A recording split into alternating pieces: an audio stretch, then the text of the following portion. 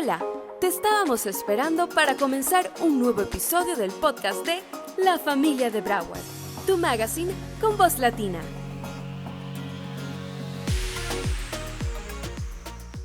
Hola amigos, ¿cómo están? Qué gusto que nos acompañen en otro episodio más del podcast de La Familia de Broward. Yo soy Adriana Carrera, su anfitriona, y hoy tenemos como dicen en inglés, un treat, una persona muy especial que le agradecemos que se tome el tiempo de estar con nosotros.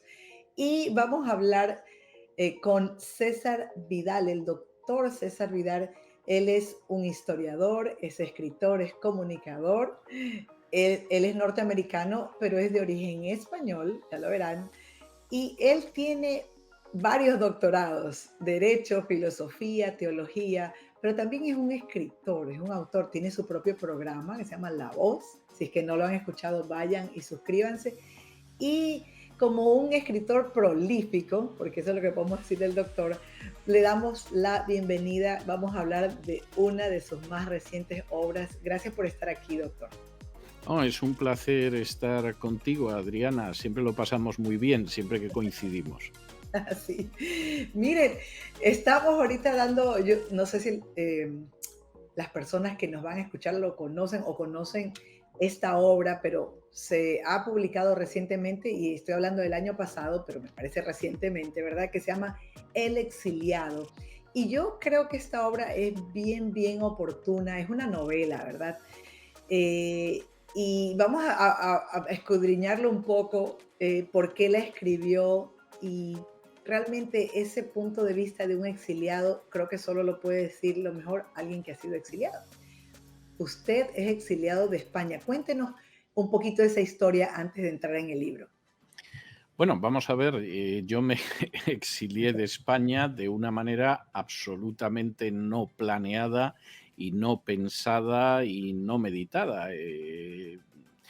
El año 2013 yo estaba en España, había decidido dejar la radio en la que trabajaba entonces, donde dirigía un programa de noche en vivo 4 horas de lunes a viernes.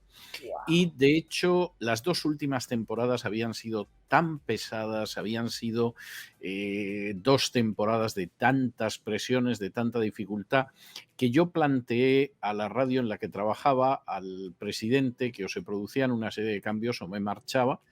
Le mandé una extensísima carta que nunca me Ujú. respondió. Es más, estamos en el 2022 y todavía no me ha respondido. Y yo estaba tan cansado que justo me despedí el viernes con mi último programa y al día siguiente, deseando oxigenarme un poco, ya despegué para Miami. Es decir, en vez de quedarme una semana, que era lo que yo me quedaba siempre pues arreglando papeles en España y luego me venía a pasar las vacaciones en Miami con mi hija, decidí venirme al día siguiente. Y cuando al día siguiente, al inicio de la tarde, yo entro en mi casa y estoy entrando en mi dormitorio, en ese momento suena mi teléfono, en mi teléfono europeo, porque yo tenía un teléfono americano y otro europeo. Vi la persona que me llamaba y contesté el teléfono. Me sorprendió porque en España tenía que ser ya una hora muy avanzada de la noche. Cuando respondo y le digo en qué te puedo servir, me dice, César, ¿dónde estás ahora? Con un tono bastante preocupado, y le dije, digo, mira, me pillas entrando en mi dormitorio, en mi casa de Miami. Gracias a Dios, qué peso me quitas de encima, bueno, cuánto me alegro. Por favor, César, siéntate, no te asustes de lo que te voy a decir, no te asustes, pero por favor, siéntate. Bueno, ya cuando empiezan diciéndote no te asustes y por favor siéntate, Uno mal se asusta. asunto. Sí, yo me senté en la cama en ese momento. ¿Estás sentado? Sí, sí, estoy sentado. Y entonces esta persona me narra que para pocos días después estaba planeado lanzar una bomba sobre mi casa y me dice, pero solo para asustarte. Claro, yo en ese momento visualicé el apartamento en el que yo había vivido durante los últimos casi 15 años en Madrid, y la bomba solo podía entrar por 2 sitios. Si entraba por uno, con certeza no me asustaba porque me reventaba directamente. Y si entraba por el otro, seguramente tampoco me iba a dar mucho tiempo a asustarme, porque lo que iba a suceder era que la bomba iba a provocar un efecto de chimenea y seguramente me hubiera calcinado vivo y tampoco me hubiera dado mucho tiempo a preocuparme. Pero esto fue lo que me comentó en ese momento.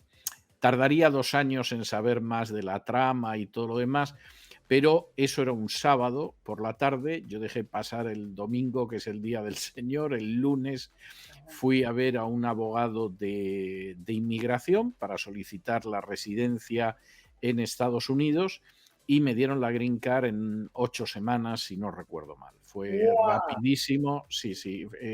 La solicitamos por extraordinary abilities, por capacidades extraordinarias, La visa y, O.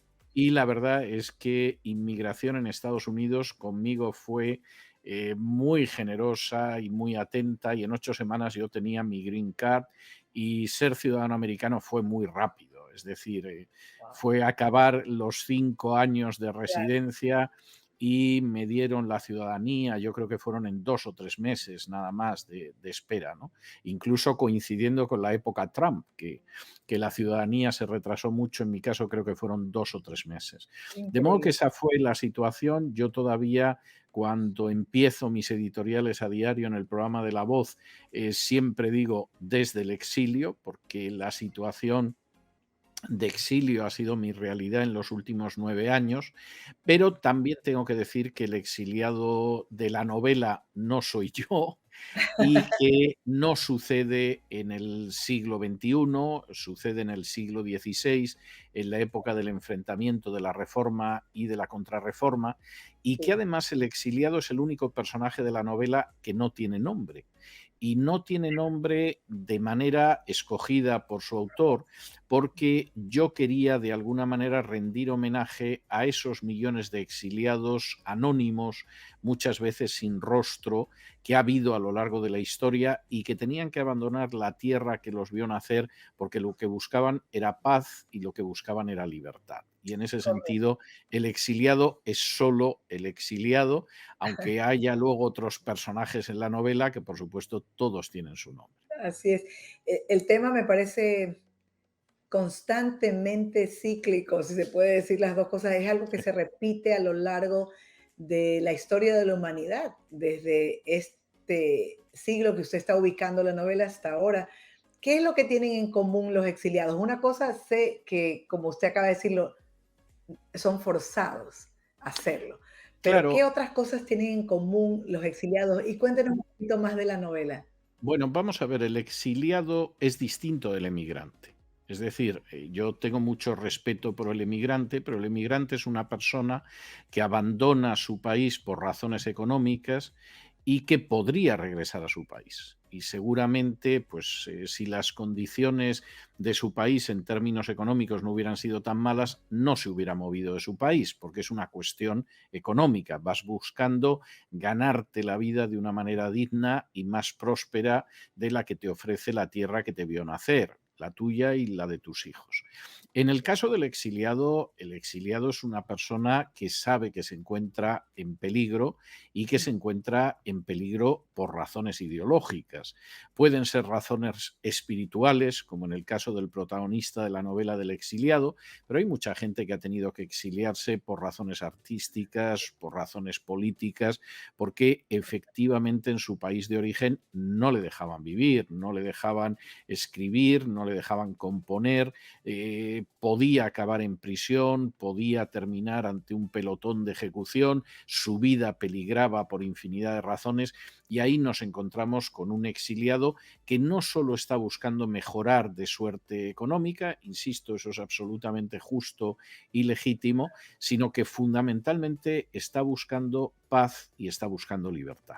Y ahí Libertad. yo creo que hay una diferencia muy clara entre los dos tipos de personas.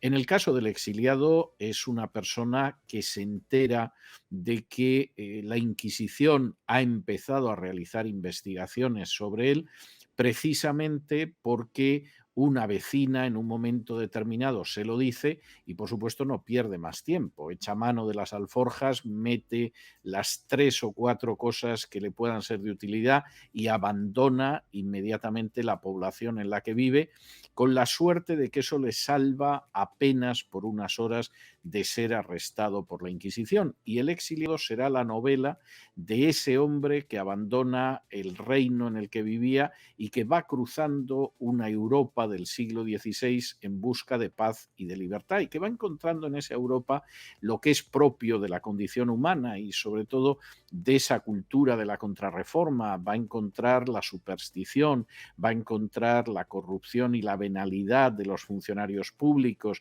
va a encontrar la intolerancia, va a encontrar esos estafadores que siempre se quieren aprovechar de la situación de debilidad que tiene una persona que es emigrante o que es exiliado y que en algún momento te dicen, bueno, tú no te preocupes que yo te voy a decir cómo funciona Miami, y como puedan, efectivamente, lo poco que has conseguido salvar de tu país, te lo quitan. Se lo Y, quitan.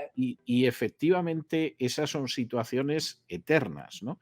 Y El exiliado va contando eso y al mismo tiempo yo creo que es un libro realista en cuanto a las dificultades que puede haber, a aquellas situaciones que efectivamente obligan a una persona a tener que exiliarse, a todo el tipo de sinsabores que pueden atravesarse por el camino, pero al mismo tiempo es una novela en la que aparece el amor y es una novela en la que aparece la lealtad y es una novela que tiene un tono de esperanza. Es decir, esta vida es una vida difícil, no me voy a poner ahora aquí a llorar sobre lo difícil que se puede poner la vida, porque todo el mundo lo sabe en mayor o menor medida, pero al mismo tiempo que es así, es una vida que se puede vivir con esperanza, y es una vida que se puede vivir con fe, y es una vida en la que hay un lugar para el amor, y yo creo que eso es algo que aparece en El exiliado, sin querer entrar demasiado en los episodios para no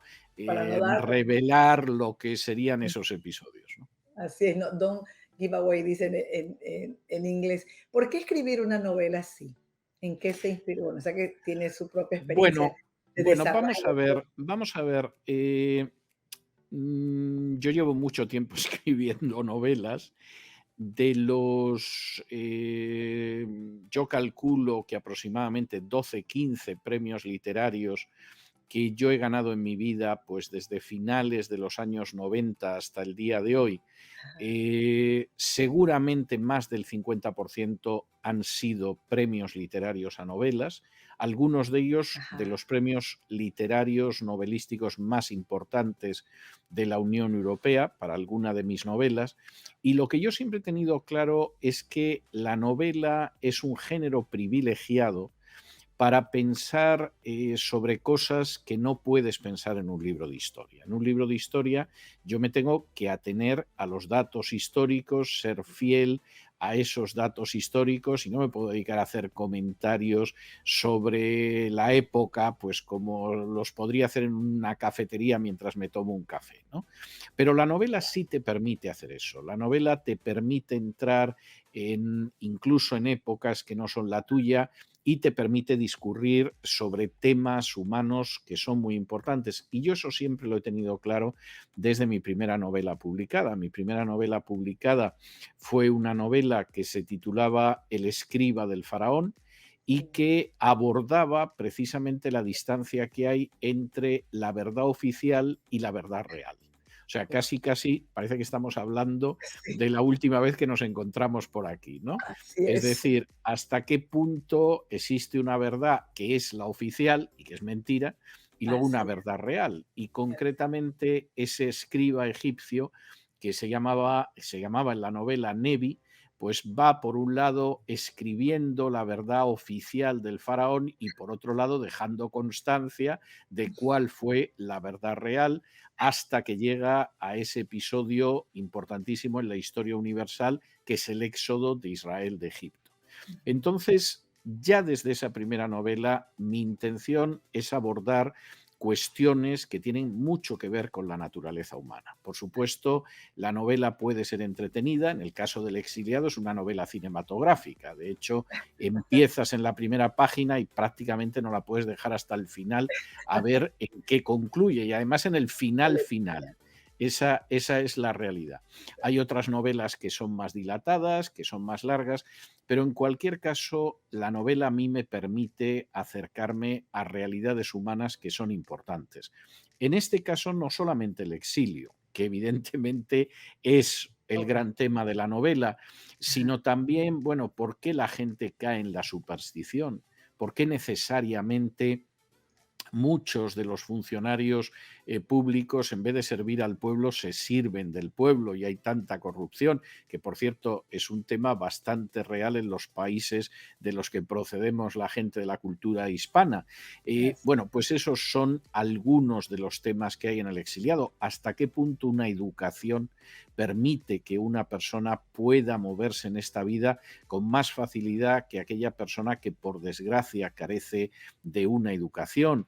¿Hasta qué punto uno puede reconstruir su vida en el exilio o su vida ha quedado definitivamente tronchada en ciertos aspectos? Bueno, pues esos son algunos de los temas que aparecen en El exiliado y que, como además es una novela que en términos históricos está muy documentada, pues también te permite ver esa enorme diferencia de cosmovisión que había en el mundo donde triunfó la Reforma y se recuperaron una serie de valores bíblicos, y el mundo donde triunfó la Contrarreforma y esos valores bíblicos nunca llegaron a arraigar. Y esa es una separación que llega hasta el día de hoy. Y me encantaría que al leer esta novela y que todos la lean, conozcan esa parte de la historia, porque nosotros venimos de una tradición, como acaba usted bien de decir, en que se nos ha presentado esta reforma como el mismo demonio, ¿no? Entonces, cuando nos asomamos a la historia, es totalmente diferente. Así que me parece muy, muy interesante lo que dice El exiliado y, como usted le dice, contarlo como novela y uno se va imaginando, no hay nada como la imaginación, o sea, después uno puede hacer película de esto, ¿verdad? Pero la imaginación no tiene comparación, doctor Vidal. Una pregunta que tengo, en este oficio suyo, en este caso lo que estamos hablando de ser novelista, ¿qué le gusta más? Esta parte de ficción, pero basado en todo su conocimiento que usted tiene histórico, o le gusta tratar los otros temas, qué sé yo, como el libro que hablamos alguna vez, hablamos sobre el globalismo y el patriotismo, ¿no? Un mundo que cambia, sí. Que cambia. ¿Qué es lo que le gusta más o alterna entre los dos? Suelo alternar porque para mí las novelas son desintoxicadoras, ¿eh? Casi me atrevería a decir que son oxigenantes, ¿no? De pronto te has Sí, metido en un ensayo que es ajá. un ensayo de geoestrategia, como es un mundo que cambia, y quedas agotado. Después de eso, realmente quedas exhausto. Acabas un libro como Más que un rabino, que es un libro sobre la vida y las enseñanzas de Jesús, o como Apóstol para las Naciones, que es un libro sobre la vida y las enseñanzas de Pablo, y bueno, te quedas realmente agotado. Es casi, casi, no quiero exagerar, pero es casi como un parto, ¿eh? O sea, sientes un enorme alivio Pues sí, cuando finalmente eso concluyó.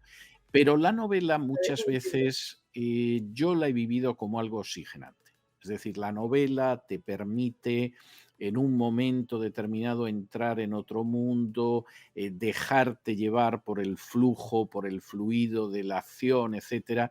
Y supongo que por eso las novelas que yo escribo suelen ser novelas muy ágiles, muy fáciles de leer, porque yo mismo me estoy divirtiendo mucho. Yo podría contar infinidad de anécdotas cuando he escrito novelas, pero por ejemplo ahora me viene a la cabeza una novela que yo escribí, que fue premiada en su día y que se llamaba La leyenda de Al-Kit. Es una novela que escribí pues hace casi 20 años. wow. Y en esa novela había un momento hacia el final de la novela en que había un combate a espada.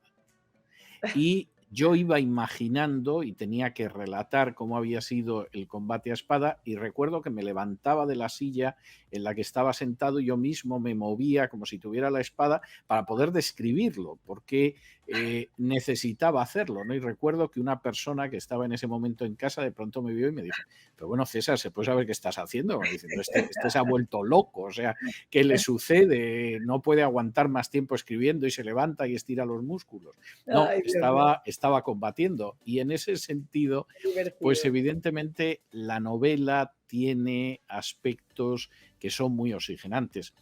A veces estás describiendo situaciones que te conmueven a ti mismo. Y en ese sentido, pues una de mis últimas novelas, que era La escalera de Jacob, que es una novela sobre un orfanato en el gueto judío de Varsovia en la época del Holocausto, pues efectivamente es una novela donde surgen una serie de sentimientos delicados, etcétera, que de alguna manera también te oxigenan en cuanto a tus sentimientos. Y yo creo que eso pasa en El exiliado, ¿no? El Sí, sí. exiliado al final es la historia de un camino, es una especie de road movie, como dirían en cinematografía, es la lucha de un hombre por poder sobrevivir, de una persona que sabe que lo van persiguiendo y que como consigan atraparlo, ahí termina su vida de manera horrible, y que sin embargo en ningún momento cae en la amargura, cae en el resentimiento, cae en el rencor, sino que en él prevalecen mucho más otro tipo de actitudes y de comportamientos, como puede ser la compasión, como puede ser el amor o como puede ser el perdón. Hablando de eso, de esos sentimientos, doctor, siempre en su quehacer pone la esperanza, como estaba explicándolo, pero vemos los acontecimientos que están pasando y creo que esa es una clave de cómo nosotros vemos el mundo, ¿verdad? Hay gente que está tan desesperanzada que, por ejemplo, los jóvenes no quieren tener hijos, etcétera, etcétera, ¿no? ¿Cómo ve usted, doctor, como lo que es usted y lo que usted está entregando por medio de sus hijos? Porque, claro, no habrá experimentado el parto, pero cada libro es un hijo, así que, y En cierta medida, sí. en cierta medida sí. ¿Cómo ve, por qué, de dónde saca su esperanza? Usted es creyente, pero qué increíble. Cuéntenos un poco esa parte que tiene usted, a pesar de que analiza y nos dijo en un live anterior que no veía muy bien, por ejemplo, lo que podía pasar en este país donde estamos viviendo, este bendecido país, pero ¿cómo mete la esperanza y sus valores como hombre, como el doctor Vidal, en sus creaciones? Bueno, es que para mí eso es esencial. Si no, lo que serían creaciones mías, para mí no tendrían ningún sentido. Yo recuerdo una anécdota de un argentino bastante importante que falleció el año pasado y que fue a verme a España en la época en una de las épocas que yo dirigía un programa de radio en España, y yo le regalé la última novela que había salido en aquel entonces, que se llamaba El viento de los dioses. Y era una historia que sucedía en el Japón medieval y era una historia de samuráis. Y entonces se la regalé y le dije, bueno, mire, el vuelo desde Madrid a Buenos Aires es largo, se puede usted entretener si quiere. Bien, y así quedó la cosa. Unos meses después regresa a Madrid y me dice, bueno, leí su novela, y realmente me encantó. Empecé a leer los japoneses, la mentalidad del samurái, el chino que es un esclavo del samurái japonés, etc. Y cuando ya estaba enganchado y no podía dejar la novela por ningún lado, resulta que el chino es cristiano. Y efectivamente, ese caso describía muy bien la manera en que yo escribo. Es decir, yo he dicho, y además lo he dicho en muchas ocasiones, que es imposible, totalmente imposible, comprender mi obra sin una referencia al cristianismo de la Biblia. Es decir, cualquier persona que pretenda entender mis libros, mis programas de televisión, mis programas de radio, etcétera, sin tener en cuenta el peso que tiene en mi vida desde hace más de 4 décadas, el cristianismo de la Biblia, no conseguirá entenderme jamás. Llegará a juicios, además a veces muy erróneos. Y para mí hay dos cuestiones que están muy claras. Una aparece descrita en el capítulo 2 del libro de Daniel, cuando Nabucodonosor anda ya amenazando con empezar a cortar cabezas en la corte de Babilonia si no le dicen lo que ha soñado y además le interpretan el sueño. Y acaban recurriendo a Daniel y Dios le revela a Daniel el sueño de Nabucodonosor y la interpretación. Y Daniel de pronto dice que Dios es el que pone y quita reyes, el que cambia las edades y los tiempos, y aquel en el que está la luz en medio de las tinieblas y en el que está la sabiduría. Esto para mí es muy importante. La gente de pronto se angustia porque su candidato presidencial no ha sido elegido, o parece que es presa del pánico porque llega al poder Dios sabe quién. Yo en medio de esas situaciones de cambio político, que a veces son muy traumáticas, siempre recuerdo que Dios es el que pone y quita reyes y Él sabe por qué lo hace. A veces está sometiendo a juicio a una nación idólatra que se ha apartado de Él. Y esto puede sonar muy duro, pero la Biblia da muchos ejemplos. Y mediante esa actuación, Dios está instando a esa gente a que se vuelva a Él. Y a lo largo de la Biblia hay multitud de casos. Entonces, yo no me angustio frente a ciertas situaciones. Lo que intento es comprender lo que Dios quiere hacer. Y yo puedo hacer un análisis que puede ser económico, social, político, y que yo procuro que sea lo más exacto posible. Pero al mismo tiempo, yo intento discernir lo que la mano de Dios está haciendo en ese sentido. Y eso hace que yo no caiga en el desánimo, en la ansiedad o en la desesperanza. Y hay otro punto que yo recuerdo siempre y que está en el capítulo 8 de la carta a los Romanos, y es que aquellos que creen a Dios, todas las cosas les son para bien. Y yo creo sinceramente en eso. Es decir, y uno dirá, oiga, pero el que estuvieran a punto de volarle por los aires con una bomba, ¿a usted le parece que eso fue para bien? Pues mire, sí, porque seguramente si no se hubiera producido esa situación, yo no me hubiera venido nunca a vivir a los Estados Unidos. Y si yo no me hubiera venido a vivir a los Estados Unidos y los primeros años fueron increíblemente duros, pues no tendría en estos momentos la capacidad de irradiar lo que yo digo a toda Hispanoamérica, a los Estados Unidos y a países de otras partes del mundo a los que no alcanzaba, porque yo podía ser enormemente escuchado en España, pero nada más que en España. Así En es. estos momentos yo soy todavía más escuchado en España que hace 9 años. De hecho, suelo estar entre los 3 primeros programas más escuchados de la radio en España, según la lista de iVoox. En la última semana era el segundo, hace 2 semanas era el primero. Siempre estoy moviéndome en eso por delante de las grandes cadenas de radio españolas y encima viviendo en el exilio. Es decir, que no perdí la capacidad de irradiar hacia mi país de origen, pero al mismo tiempo, y tú has tenido esta experiencia, evidentemente puedo irradiar al mismo tiempo a gente de Perú, a gente de Bolivia, a gente de Venezuela, que inmediatamente se conecta, como en situaciones como esta, para escuchar lo que pueda decir en ese momento. Entonces, todo es absolutamente para bien. Y te lo dice una persona que ha perdido todo y ha tenido que empezar de cero 4 veces. Y la última vez que fue aquí en Estados Unidos tuvo que empezar no de cero, sino de bajo cero. Y esto es así de evidente, o sea, esto no tiene al respecto, pero ningún tipo de discusión. Es un exilio con propósito, como le llamo yo. Un exilio Siempre, con propósito. siempre. Pero Así. todo tiene propósito, es decir, situaciones difíciles de la vida, momentos que han sido de tribulación, golpes que uno ha podido sufrir, todo tiene un propósito y Dios sabe cuál es ese propósito. Yo a veces tengo la sensación, porque claro, uno va sumando años y ve las cosas ya con cierta perspectiva, pero a veces tengo la sensación de que esta vida es como la subida de una montaña. Y efectivamente, cuando empezamos la subida, por no ver, no vemos ni la cima. Y no vemos nada. O sea, ves unos pocos metros delante para no tropezar mientras vas subiendo la montaña.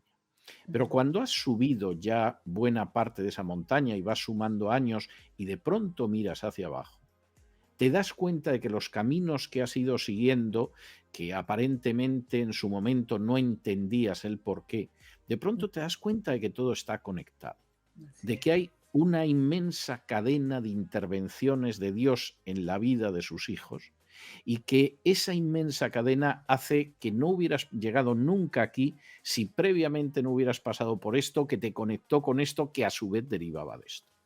Y esto Increíble. a mí me parece enormemente importante y, por cierto, es otro de los mensajes que aparece en el libro del exiliado, cómo esa persona puede atravesar situaciones difíciles, peligrosas, etcétera, pero hay todo un hilo de la providencia que va atravesando nuestras existencias.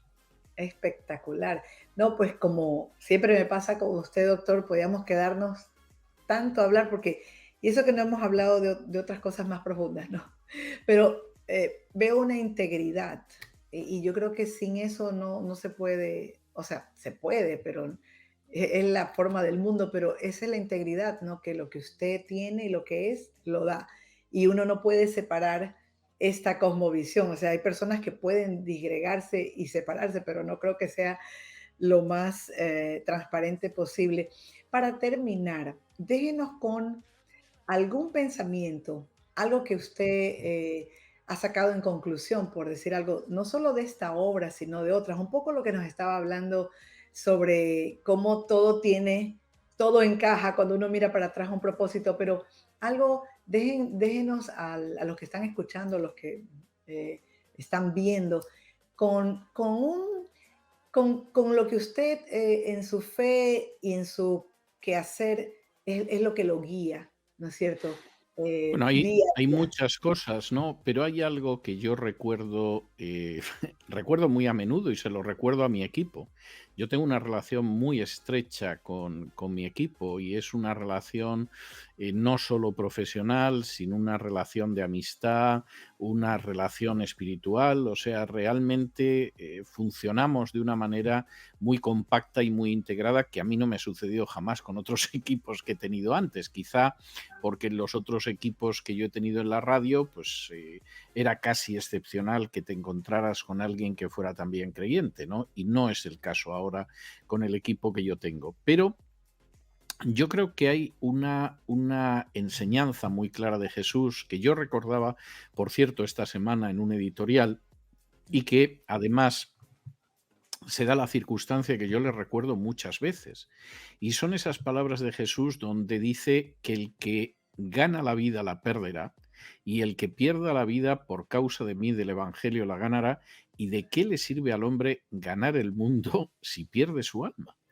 Y esto es absolutamente cierto. Yo utilizaba ese texto hace unos días para hablar del alma de los Estados Unidos.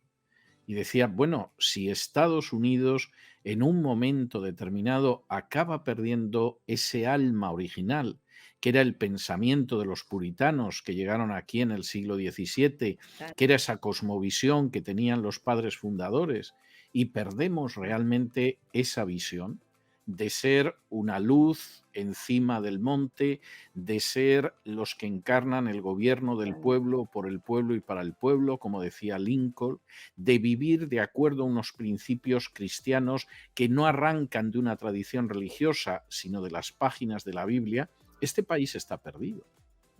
Si realmente pierde eso, y es muy triste decirlo, este país va a ir dando tumbos hasta que pueda encontrarse con una realidad que puede resultar terrible.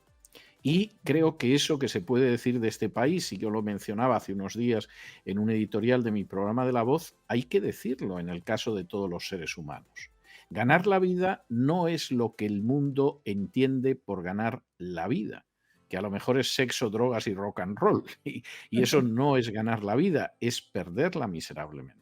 Así es. Ganar la vida es el hecho de seguir a Jesús, de vivir de acuerdo con sus enseñanzas, aunque la gente te diga, estás desperdiciando tu existencia, eso no vale para nada, qué manera tan tonta de tirar por la borda el talento que tienes, muchacho, etcétera, etcétera. Pues no, lo que muchas veces el mundo puede interpretar cómo ganar la vida en realidad es perderla. Y el problema es que puedes llegar a ganar el mundo y no sirve de nada ganar el mundo si acabas perdiendo tu alma. Correcto. Wow. Y lo estamos viendo, ¿no? Con los cantantes estos populares. Bueno, no Y solo con ellos, si fuera un problema solo de los cantantes, no, no, sería para todo. estar más tranquilo. Es algo muy generalizado y a mí me parece muy importante partir de eso. Vamos a ver, yo he tenido a lo largo de los años experiencias de ver tanta gente que decidía perder su vida pensando que la ganaba, que vas aprendiendo en algunas cosas, ¿no? Por lo menos aprendes un poquito de la experiencia. Y, por ejemplo, la misma forma en que nosotros funcionamos en mi equipo es una forma de vivir absolutamente por fe. Yo no censuro a quien tenga publicidad, por ejemplo, en sus programas, pero nosotros hace años que decidimos que no íbamos a tener publicidad, porque la publicidad nos iba a limitar. En un momento determinado no íbamos a poder hablar de determinados bancos, de determinadas empresas farmacéuticas, de determinados grupos de inversión o de determinados políticos que deciden ponerte la publicidad de su ayuntamiento, de su estado, etcétera, etcétera. Y entonces nosotros tuvimos que decidir, bueno, vivimos por fe y confiamos en salir adelante por fe o vamos a la búsqueda de la publicidad y dijimos, vamos a hacerlo por fe. Y Wow. entonces nos preguntamos, bueno, ¿y cómo hacemos esto? ¿Pedimos dinero a la gente? Y dijimos, no. Una vez al año vamos a hacer un crowdfunding y vamos a confiar primero en que la gente quiera votarnos todos los años para que nos quedemos apoyando el crowdfunding, a veces con cantidades que son simbólicas, y vamos a confiar en que el Señor nos va a mantener detrás del micrófono o delante de la cámara mientras Él quiera, y cuando no, nos dedicaremos a hacer otra cosa, que en este mundo hay miles de oficios. Bueno, nosotros llevamos 8 temporadas así. Wow. Y tengo que decir que la experiencia que tenemos es que cada año reunir el crowdfunding para mantener el programa de radio es más fácil. Y Wow. hace un año abrimos un canal de televisión por suscripción y funciona perfectamente, mejor de lo que habíamos esperado en su momento. De manera que el Señor es muy fiel. Lo que está esperando es que nosotros también decidamos caminar de su mano, y a veces lo que queremos es que Dios nos dé un mapa, y Dios no nos da un mapa del futuro, pero sí nos da la mano para llevarnos. Y Qué, eso es tremendamente importante. qué excelente mensaje para cerrar. Como siempre, gracias, doctor. Nos quedamos más esperanzados y más a la expectativa y desafiados a vivir por esa fe práctica. Gracias por estar otra vez con nosotros. No va a ser la última, así que aquí Dios está. mediante, ¿no? Dios mediante, no, así es. Bueno, amigos, se ha acabado este episodio. Espero que les haya gustado. No se pierda el próximo lunes de otro episodio más del podcast de la familia de Broward.